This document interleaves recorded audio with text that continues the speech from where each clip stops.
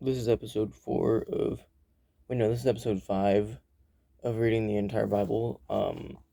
Last time we went up to we finished chapter 33, so now we're gonna start on chapter 34 of Genesis.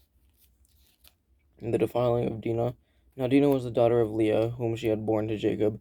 Went out.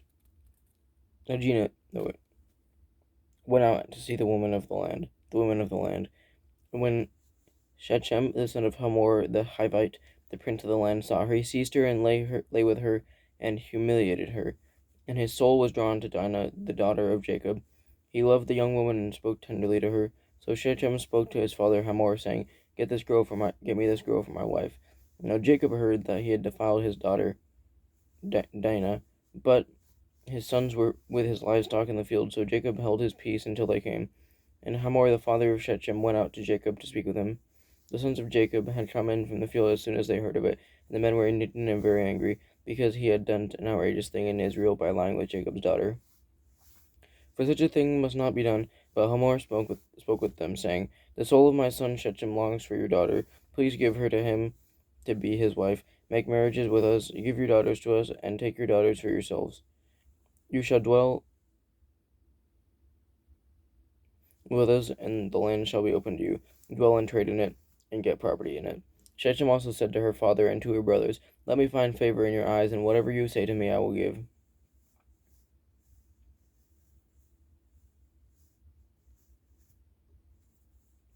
Ask me for as great a bride price and gift as you will, and I will give whatever you say to me. Only give me the young woman to be my wife.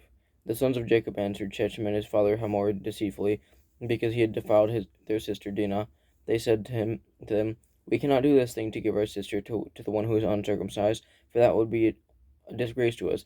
Only on this condition will we agree to you, that you will become as we are by every male among you by being circumcised. Then we will give our daughters to you, and we will take your daughters to ourselves. Then we will dwell with you and become one people. But if you will not listen to us and be circumcised, then we will take our daughter and we will be gone. Their words pleased Hamor and Hamor's son Shechem, and the young man did not delay to do the thing, because he delighted in Jacob's daughter. Now he was the most honored of all of his father's house. So Hamor and his son Shechem came to the gate of their city, and spoke up to the men of their city, saying, These men are at peace with us, let them dwell in the land and trade in it. For behold, the land is large enough for them. Let us take their daughters as wives, and let us give them our daughters. Only on this condition will the men agree to dwell with us and become one people. When every male among us is circumcised as they are circumcised, will not their livestock, their property, and all their peace be ours? Only let us agree with them, and they will dwell with us. And all who went out of the gate of his city listened to Hamor and his son Shechem, and every male was circumcised. All who went out of the gate of his city. On the third day, when they were sore, two of the sons of Jacob, Simeon and Levi, Dinah's brothers, took their swords and came against the city while it felt secure, and killed all the males. They killed Hamor and his son Shechem with their sword, and took Dinah out of Shechem's house, and went away. The sons of Jacob came upon the slain and plundered the city, because they had defiled their sister. They took their flocks and their herds, their donkeys, and whatever was in the city and in the field, all their wealth, all their little ones and their wives, all that was in the houses, they captured and plundered.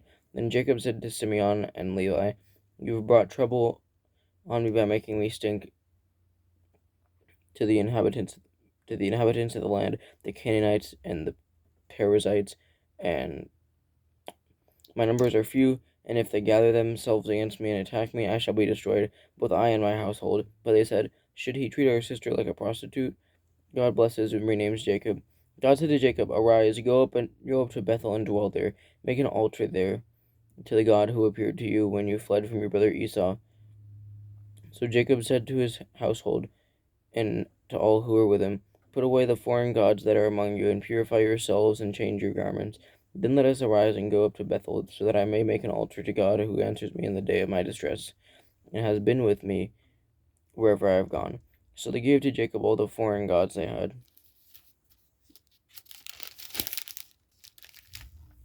and the rings that were in their ears, Jacob hid them under the terebinth tree that was near Shechem. And as they journeyed, a terror from God fell upon the cities that were around them, so that they did not pursue the sons of Jacob. And Jacob came to Luz, that is Bethel, which in the land of Canaan, he and all the people who were with him, and there he built an altar and called the place El Bethel, because there God had revealed himself to him when he fled from his brother. And Deborah, Rebekah's nurse, died. And when she was buried under an oak below Bethel, so he called his name Alon Bakuth. God appeared to Jacob again when he came from Paddan Aram and blessed him. And God said to him, "Your name is Jacob. No longer shall your name be called Jacob, but Israel shall be your name." So he called his name Israel. And God said to him, "I am God Almighty. Be fruitful and multiply. A nation and a company of nations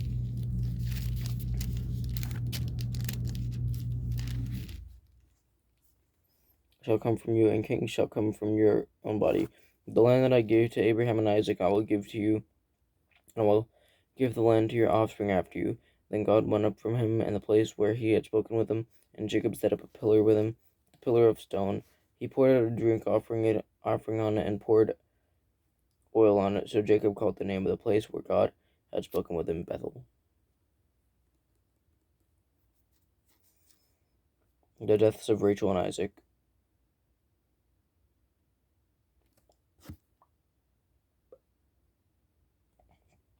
Then they journeyed from Bethel, where they were still some distance from Ephrath.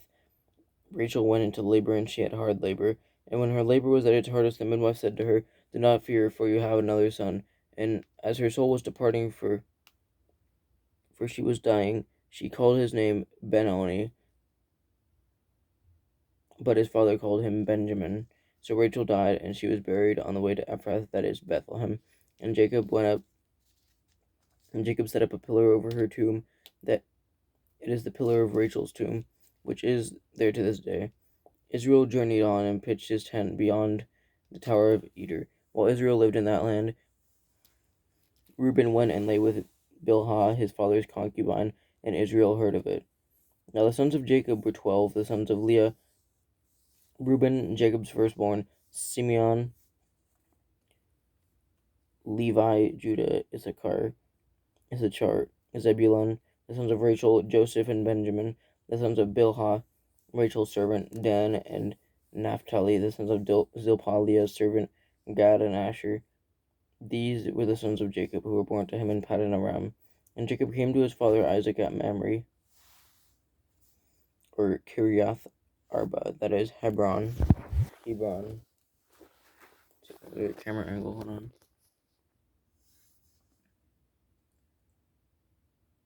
Where did we leave off?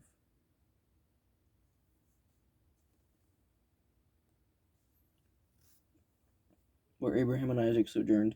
Now the days of Isaac were 180 years, and Isaac breathed his last, and he died, and was gathered to his people, old and full of days. And his sons Esau and Jacob buried him.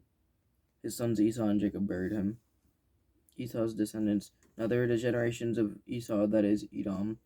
Esau took his wives from the Canaanites, Adah and the daughter of Elon the Hittite, Oholibamah the daughter of Anah, the daughter of Zibeon the Hivite, and Basemath, Ishmael's daughter, and sister of the Baioth. And Adah bore to Esau Eliphaz. Basemath bore Reuel, and Oholibamah bore Jeush, Jalem, and Korah. These are the sons of Esau who were born to him in the land of Canaan. Then Esau took his wives, his sons, his daughters, and his members of his household, his livestock, and his beasts, and all his property that he had acquired in the land of Canaan. He went to a land away from his brother Jacob, for their possessions were too great for them to dwell together. The land of their sojournings could not support them because of their livestock. So Esau settled in the hill country of Seir. Esau is Edom. There are generations of Esau, the father of the Edomites, in the hill country of Seir. There are the names of Esau's sons: Eliphaz, the son of Adah, the wife of Esau; Reuel, the son of Basemath, the wife of Esau. The sons of Eliphaz were Teman, Omar, Zepho, Gatam, and Kenaz. Timnah was a concubine of Eliphaz, Esau's son. She bore Amalek and Eliphaz.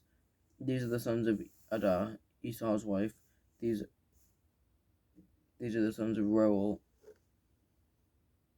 Nahath, Zerah, Shammah, and Mizah. These are the sons of Basemath, Esau's wife. They're the sons of Oholibamah, the daughter of Anah, the daughter of Zibeon, Esau's wife. She bore to Esau Jeush, Jalam, and Korah. These are the chiefs of the sons of Esau, the sons of Eliphaz, the firstborn of Esau, the kings Teman, Omar, Zepho, Kenaz, Korah, Gatam, and Amalek. These are the chiefs of Eliphaz in the land of Edom. They are the sons of Adah. These are the sons of Reuel, Esau's son, the chief Nahath, Zerah, Shammah, and Mizah. These are the chiefs of Reuel in the land of Edom. These are the sons of Basemath, Esau's wife. These are the sons of Oholibamah, Esau's wife. The chiefs Jeush, Jalam, and Korah. These are the chiefs born of Oholibamah, the daughter of Anah, Esau's wife. These are the sons of Esau, that is Edom, and these are their chiefs. These are the sons of Seir and the Horite, the inhabitants of the land: Lodan, Shobal, Zibeon, Anah, Dishon, Ezer, Dishan. These are the chiefs of the Horites, the sons of Seir in the land of Edom. The sons of Lotan were Hori and Himam. Lotan's sister was Timnah. These are the sons of Shobal: Alvan, Manahath, Ebal, Shepho, and Onam. These are the sons of Zibeon. Oh my god. Bro, the phone angle is being weird. No, you can't do that.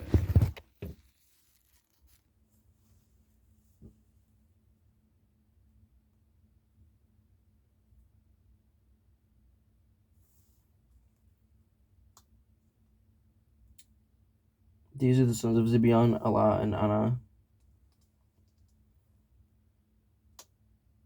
He is Anah who found the hot springs in the wilderness as he pastured the donkeys of Zibeon his father.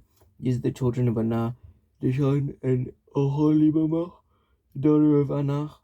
These are the sons of Dishon, Hamdan, Ishban, Ithran, and Charan.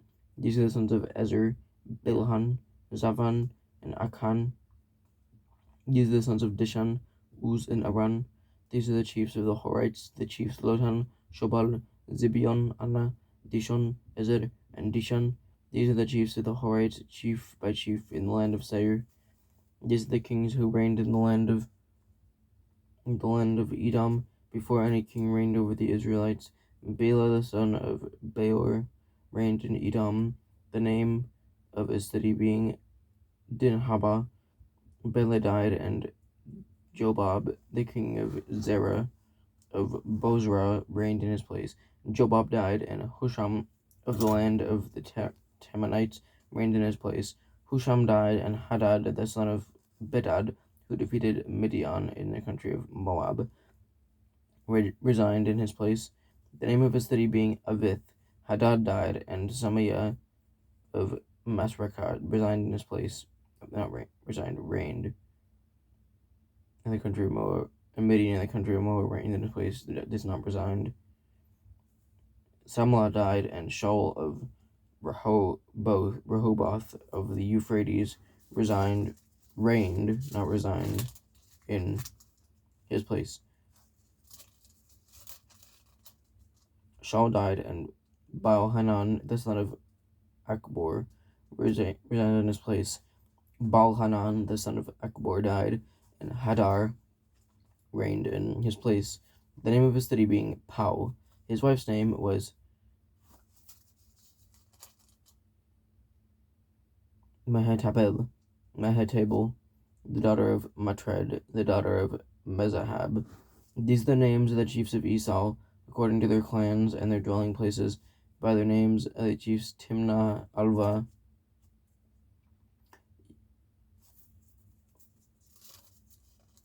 Jeheth, Oholibamah, Elah, Pinon, Kenaz, Teman, Mibzar, Magdiel, and Iram.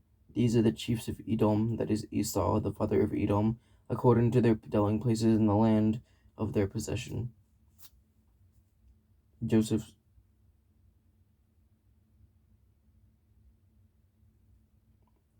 dreams.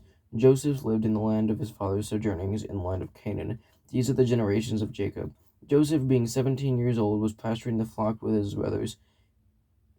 He was a boy with the sons of Bilhah and Zilpah, his father's wives, and Joseph brought a bad report of them to their father.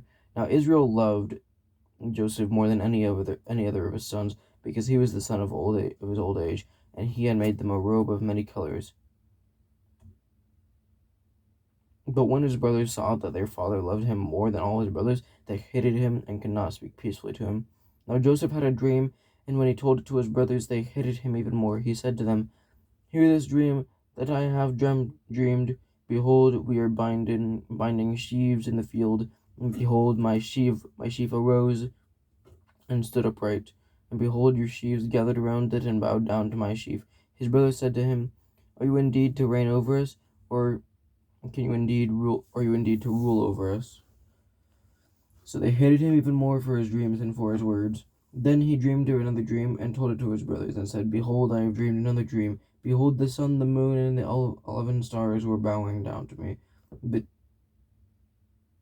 when he told it to his father and his brothers, his father rebuked him and said to him, "What is this dream that you have dreamed? Shall I and your mother and your brothers indeed come to bow ourselves on the ground before you?" And his fathers were jealous of him, but his father kept the saying in mind. Joseph sold by his brothers.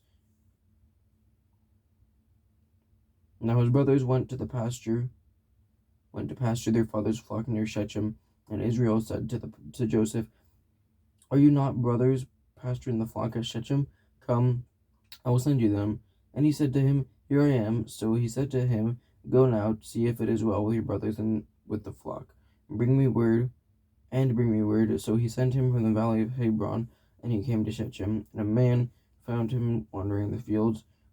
And the man asked him, "What are you seeking?" "I am seeking my brothers." He said, "Tell me, please, where they are pasturing the flock." And the man said, "They have gone away, for I have heard them say, 'Let us go to Dothan.'" And Joseph went after his brothers and found them at Dothan. They saw him in front of the altar, and before they came near them, they conspired against him to kill him. They said to one another, "Here comes this dreamer. Come now, let us kill him, and throw him into one of the pits. When we say that a fierce animal has devoured him, then we will say that a fierce animal has devoured him, and we will see what will become of his dreams." But then Reuben heard it, and he rescued him out of their hands, saying, "Let us not take this life." And Reuben said to them, "Shed no blood. Throw him into this pit here, and lay in the wilderness, but do not lay a hand on him, that he may rescue him out of their hand and restore him to his father." So when Joseph came to his brothers, stripped him of his robe and the robe of many colors that he wore, and they took him and threw him into a pit. The pit was empty, there was no water in it. When they sat down to eat, and looking up, they saw a caravan of Ishmaelites coming from Gilead, with their camels bearing gum, balm, and myrrh, on their way to carry it down to Egypt. Then Judah said to his brothers, "What profit is it if we kill our brother and conceal his blood? Come, let us sell him to the Ishmaelites, and let not our hand be upon him, for he is our brother, our own flesh." And his brothers listened to him. Then Midianite traders passed by, and they drew Joseph up and lifted him out of the pit. They sold him to the Ishmaelites for 20 shekels of silver. They took Joseph to Egypt. When Reuben returned to the pit and saw that Joseph was not in the pit, he tore his clothes and returned to his brothers and said, "The boy is gone, and I, where shall I go?" Then they took Joseph's robe and slaughtered a goat and dipped the robe in the blood. And they sent the robe of many colors and brought it to their father and said, "This we have found. Please identify whether it is your son's robe or not." And he identified and said, "It is my son's robe. A fierce animal has devoured him." Joseph is without doubt torn to pieces. Then Jacob tore his garments and put sackcloth on his loins and mourned for his son many days. All his sons and all his daughters rose up to comfort him, but he refused to be comforted and said, "No, I shall go down to Sheol and to my son mourning." Thus his father wept for him. Meanwhile, the Midianites had sold him in Egypt to Potiphar, an officer of Pharaoh, the captain of the guard. Judah and Tamar. It happened that at that time that Judah went down from his brothers and turned aside to a certain Abdullamite, whose name was Herah. There Judah saw the daughter of a certain Canaanite whose name was Shua. He took her and went into her, and he conceived and bore a son, and he called his name She conceived again and bore a son, and he called his name Onan. Yet again she bore a son, and she called his name Shelah. Judah was in Chezib when she bore him. And Judah took a wife for his firstborn, and her name was Tamar. But Judah's firstborn, was wicked in the sight of the Lord, and the Lord put him to death. But Judah said to Onan, "Go win your brother's wife, and perform the duty of a brother-in-law to her, and raise the offspring for your brother." But Onan knew that the offspring would not be his, so whenever he went into his brother's wife, he would waste the semen on the ground, so as not to give offspring to his brother.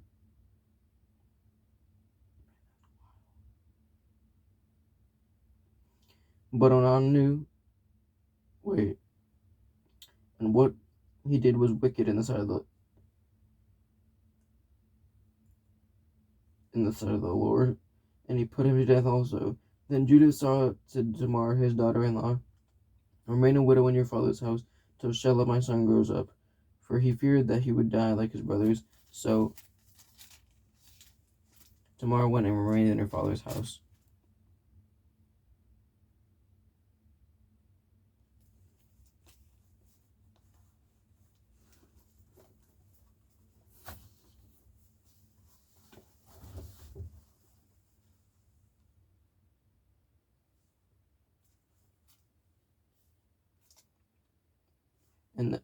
In the course of time, the wife of Judah, Shua's daughter, died. Then Judah was comforted. He went up to Timnah to his sheep-shearers, he and his friend Herah the Abdullamite. And when Tamar was told, "Your father-in-law is going," where's your father-in-law going? Going to Timnah to shear his sheep, she took off her widow's garment and covered herself with a veil, wrapping herself up, and sat at the entrance to Enaim, which is on the road to Timnah, for she saw that Shelah was grown up, and she had not been given to him in marriage. When Judah saw her, she thought she was a prostitute, for she had covered her face. He turned to her at the roadside and said, "Come, let me come into you," for he did not know that she was his daughter-in-law. She said, "What will you give me that you may come into me?" He answered, "I will send you a young goat from the flock." And she said, "If you give me a pledge until you send it." He said, "What pledge shall I give you?" She replied, "Your signet, and your cord, and your staff that is in your hand." So he gave them to her, and went into her, and she conceived by him. Then she arose and went away, and taking off her veil, and she put on the garments of her widowhood. When Judah sent the young goat by his friend the Abdullamite, to take back the pledge from the woman's hand, he did not find her. And he asked the men of the place, "Where is the coal prostitute who is at Enaim at the roadside?" And they said, "No coal prostitute has been here." So he returned to Judah and said, "I have not found her." Also the men of the place said, "No coal prostitute has been here." And Judah replied, "Let her keep the things as her own, or we shall be laughed at. You see, I sent this young goat, and you do not find her." About 3 months later, Judah was told, "Tamar, your daughter-in-law, has been immoral. Moreover, she is pregnant by immorality." And Judah said, "Bring her out and let her be burned." As she was being brought out, she sent word to her father-in-law, "By the man to whom these belong, I am pregnant."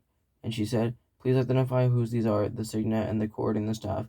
And Judah identified them and said, "She is more righteous than I, since I did not give her to my son Shelah." And she did not know her again. When the time of her labor came, there were twins in her womb. And when she was in labor, one put out a hand, and the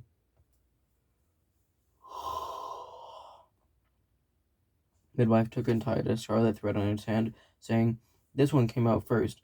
But as she drew back his hand, behold, his brother came out, and she said, "What a breach you have made for yourself." Therefore his name was called Perez. Afterward his brother came out, and the scarlet thread in his hand, and his name was called Zerah. Alright, that should be about everything for today. This has been chapter 34 to 38 of Genesis, so we're going to start on chapter 39 next time.